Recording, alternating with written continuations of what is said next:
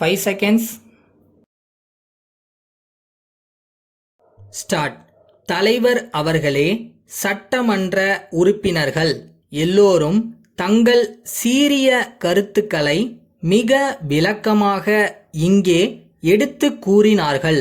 வறட்சி நிலைமையை போக்க ஒதுக்கியுள்ள பணம் மிகவும் குறைவாக இருக்கிறதென்றும் இன்னும் கூடுதலாக ஒதுக்கியிருக்க வேண்டுமென்றும் சொன்னார்கள். அறிக்கையிலே கொடுக்கப்பட்டிருப்பது முதல் நிலைதான், முடிவானது அல்ல என்பதை சொல்லிக் கொள்வதில் மகிழ்ச்சி அடைகிறேன். இதனை மக்களுடைய முதல் பிரச்சனையாக எடுத்து கொண்டிருக்கிறோம். ஆங்காங்கே துரிதமாக வேலைகள் நடைபெற தகுந்த நடவடிக்கைகள் எடுத்து கொள்ளப்பட்டிருக்கின்றன. இன்றைக்கு குடிநீர் வழங்கும் பணியில் குடிநீர் வடிகால் வாரியம், விவசாய பொறியியல் துறை போன்ற துறைகள் எல்லாம் தீவிரமாக ஈடுபட்டு இருக்கின்றன. அவர்கள் தொடர்ந்து இந்த வேலைகளையெல்லாம் செய்து கொண்டிருக்கிறார்கள். சில மாவட்டங்களில் வரி தள்ளுபடி செய்யப்பட்டிருக்கிறது. மாவட்டம் முழுவதிலும் வரி தள்ளுபடி செய்ய வேண்டுமென்று கேட்பதில் நியாயம் இல்லை.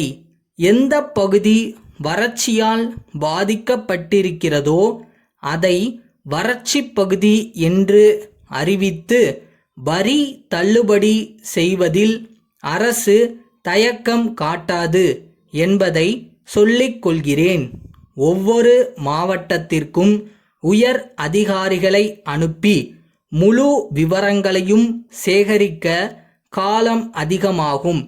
ஆகவே மாண்புமிகு உறுப்பினர்கள் தங்கள் தங்கள் தொகுதியின் நிலவரங்களை எல்லாம் எழுத்து மூலம் அனுப்பி வைத்தால் அரசு உடனடியாக நடவடிக்கைகளை எடுக்க உதவியாக இருக்கும் என்பதை தெரிவித்துக் கொள்ளுகிறேன். அடுத்தபடியாக வறட்சி நிலைமையை சரியான புள்ளி விவரங்களோடு முதலில் மத்திய அரசுக்கு எடுத்து கூறி தேவையான நிதி உதவியை பெறுவதற்கு இம்மன்ற உறுப்பினர்கள் அனைவரும் துணை நிற்க வேண்டும் என்று இந்த சந்தர்ப்பத்தில் கேட்டுக்கொள்கிறேன்.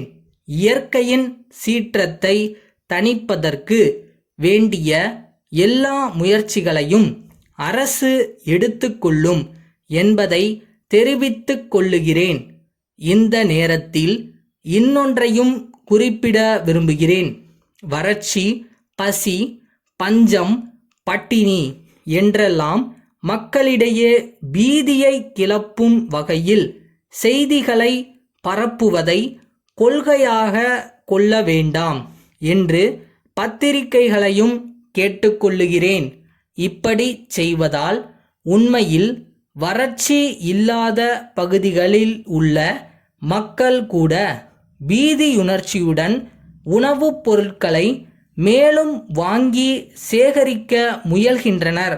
அதன் காரணமாக கள்ள மார்க்கெட், பதுக்கல் போன்ற முயற்சிகளும் நடைபெற வழி ஏற்படுகிறது.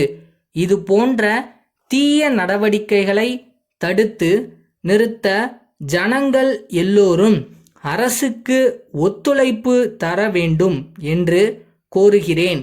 சமுதாயத்தில் தவறு செய்பவர்கள் தண்டிக்கப்பட வேண்டும். அது மட்டுமின்றி இப்படிப்பட்ட பஞ்ச காலங்களில் அதிகமான திருட்டு நடைபெறும். பட்டினியால் கஷ்டப்படுகிற போது எங்கேயாவது கிடைத்ததை எடுத்து போய் திருடி சாப்பிடுவோம் என்று சிலர் அதில் ஈடுபடுவார்கள். அதற்கெல்லாம் எந்தெந்த வகையில் நடவடிக்கைகளை எடுக்க வேண்டுமோ அவற்றை செய்ய இந்த அரசாங்கம் தயங்காது என்பதையும் தெரிவித்துக் கொள்கிறேன். சேலம் சேகர் காகித தொழில் நிறுவனம் தமிழ்நாடு அரசாங்க அச்சக இயக்குனருக்கு எழுதும் கடிதம். அன்புள்ள ஐயா, வணக்கம்.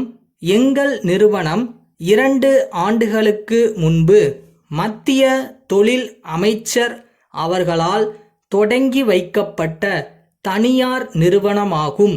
பல வகையான காகித தாள்களை தயாரித்து நூல் வெளியிடும் பதிப்பகங்களுக்கும் பெரிய மொத்த வியாபாரிகளுக்கும் விற்பனை செய்து வருகிறோம். அரசு வெளியீடுகளுக்கும் அலுவலகங்களுக்கும் தேவைப்படும் காகிதத் தாள்களை உற்பத்தி விலையில் அரசுக்கு வழங்க விரும்புகிறோம். இந்த கடிதத்துடன் எங்கள் தொழிற்சாலையில் தயாரிக்கப்பட்ட பல்வேறு விதமான காகிதங்களின் மாதிரி தாள்களையும் விலைப்பட்டியலையும் அனுப்பியுள்ளோம். தரமான பொருட்களை விநியோகிப்பதும் மக்களின் நம்பிக்கையை பெறுவதுமே எங்களுடைய குறிக்கோள். அரசாங்கத்தின் ஒத்துழைப்பும் ஆதரவும் கிடைக்குமானால் தொழில் மேலும் வளர்ச்சியடைவதுடன் தொழிலாளர்களின் வாழ்வும் உயரும். விரைவில் வெளிநாடுகளுக்கு உயர் ரக தாள்களை அனுப்ப முயற்சிகளை எடுத்து வருகிறோம். இந்திய பொருள்களுக்கு வெளிநாடுகளில் நல்ல கிராக்கியை ஏற்படுத்த முடியும் என்ற நம்பிக்கை எங்களுக்கு முழு அளவில் உள்ளது. இப்படிக்கு